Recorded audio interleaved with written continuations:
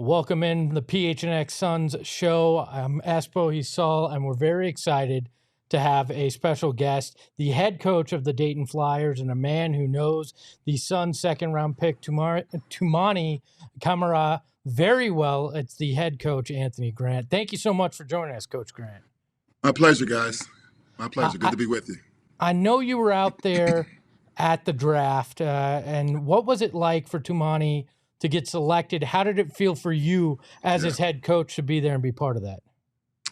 It was terrific. I think just as surreal when you look at his journey. He came over to the United States from Belgium.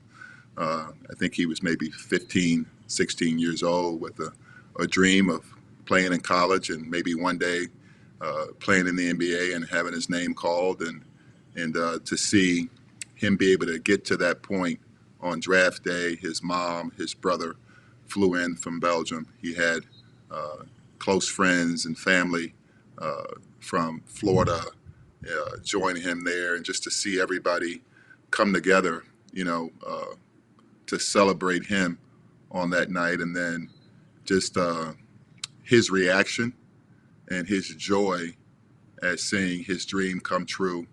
I think the realization that his hard work had really paid off for him, and then the fact that he was going to an organization like Phoenix, and then being in that situation where I think it's a great fit. I think it's a great opportunity for him.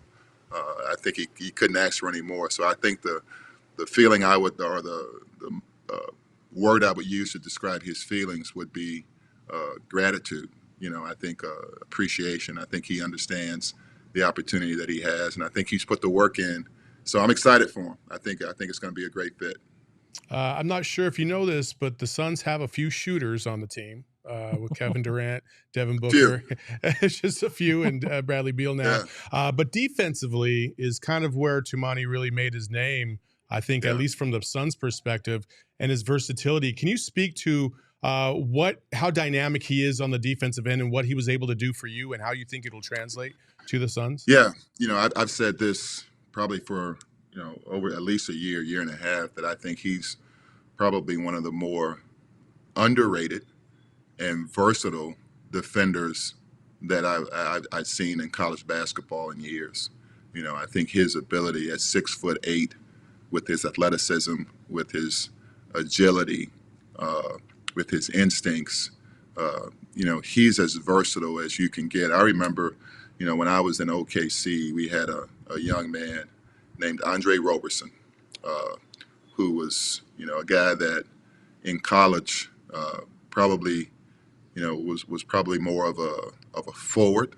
In the NBA, he played guard, but he could guard 1, 2, or 3, and in some cases to 4, just because of a lot of those things. And I see Toumani as being a bigger, stronger, more athletic version of that.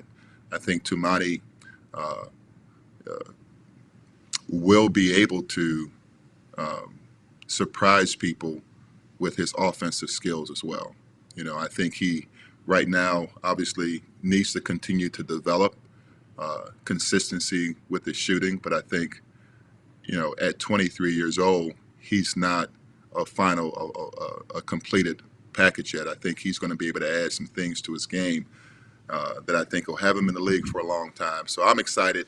I'm excited for what I think he's able to bring walking in the door. As you mentioned, when you look at your roster and what you have, a guy like Toumani is a guy that can come in and doesn't necessarily have to have the ball in his hands to be effective offensively.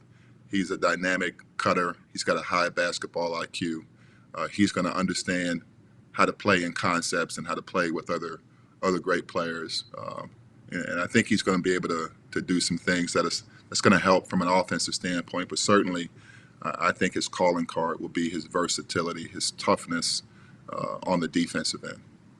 When Toumani joined your program, he'd been in college basketball for a few years, and you had a very young roster, if I'm correct. What was his leadership like for your team, and how do you think that helps him as he transitions to the league?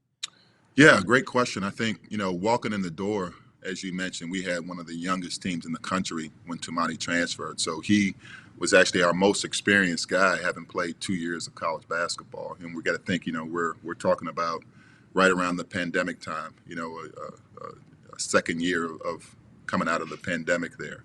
And so, I asked him to help with the leadership in terms of being the most experienced guy on our team, that we were going to need him to assume that role for us. And he really embraced it, along with, at the time, being new to us, having to learn our system, our terminology, us having to learn him and how to help him become the best version of himself.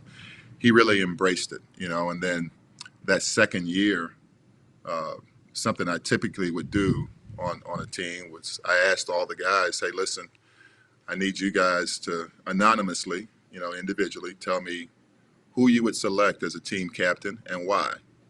And to a man, they all chose Toumani, right? And it was a variety of different reasons, from just the trust they had in him to their willingness to follow him based on the example he set every day with how he came prepared in practice and games, his approach to the game.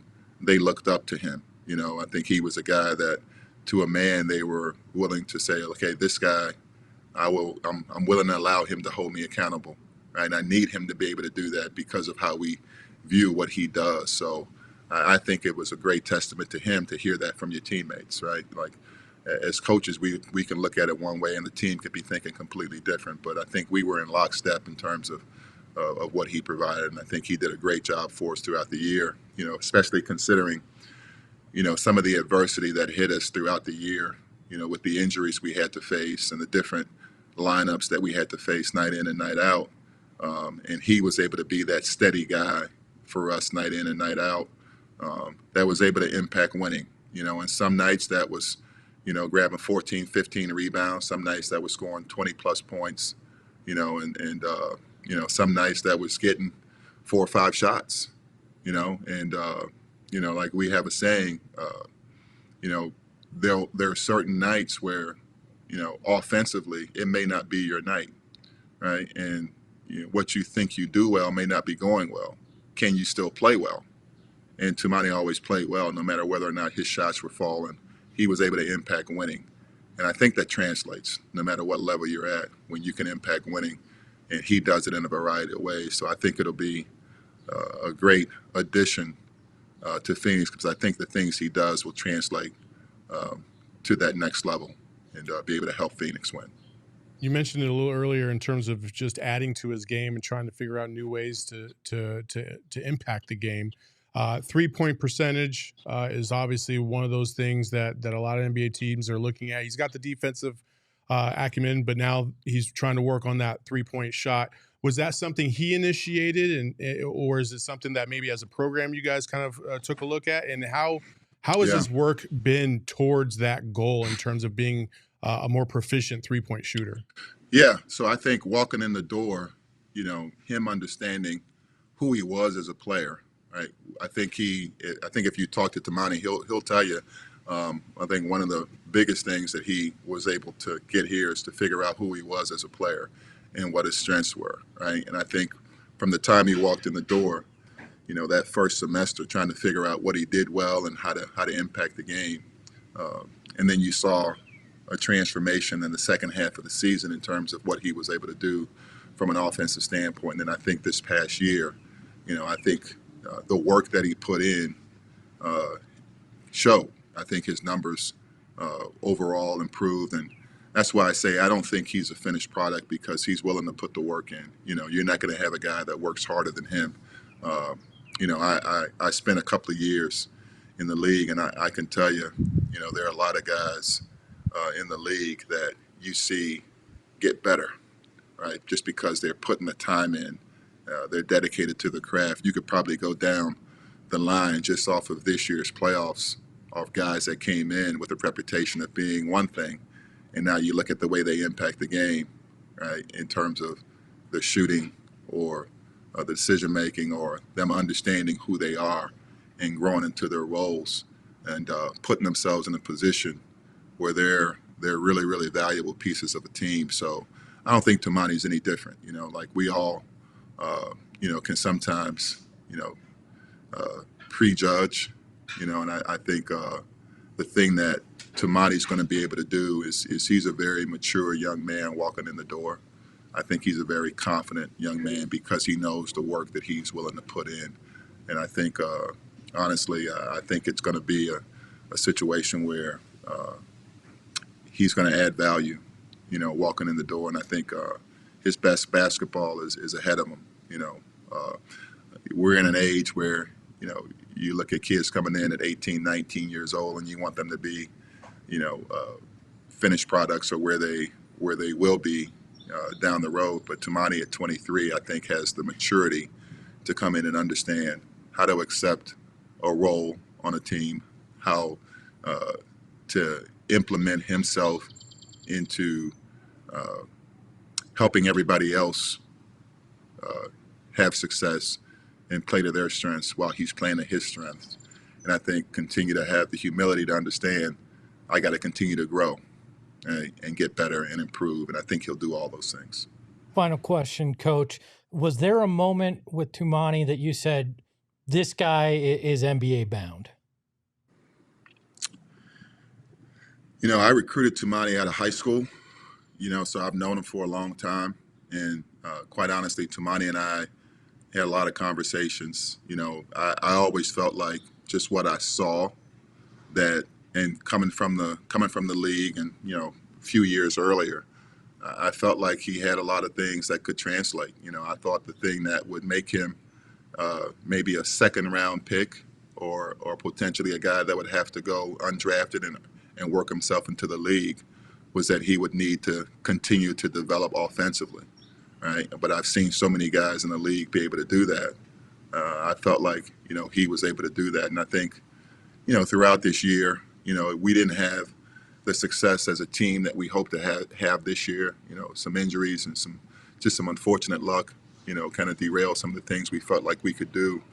But early on, looking at his versatility, looking at his size, along with that versatility, with his athleticism and what he brought to the table. Yeah, we talked about it all year that I felt like, hey, this guy's an NBA player, and to me it came down to his decision in terms of did he want to do that now because he could have come back to school for another year. But I think at the end of the day, he felt he was ready. We felt like he could put himself in a position by going through the process that he would get some valuable feedback in terms of understanding that he went out, and I think he proved himself. He proved that he earned it. So you're talking about a guy that in April when the season ended probably wasn't on a lot of guys' boards in terms of a draftable guy, but here you are a couple of months later, he earned it. He went through and from Portsmouth to Chicago to 17, 18 different workouts where, I think he went out and showed people that he's a guy that belongs, So, I'm excited for him, excited for Phoenix, and can't wait to watch him. He is head coach Anthony Grant of the Dayton Flyers. Coach, best of luck this upcoming season, and thank you for your time. Thanks, Coach. Anytime, guys. My pleasure.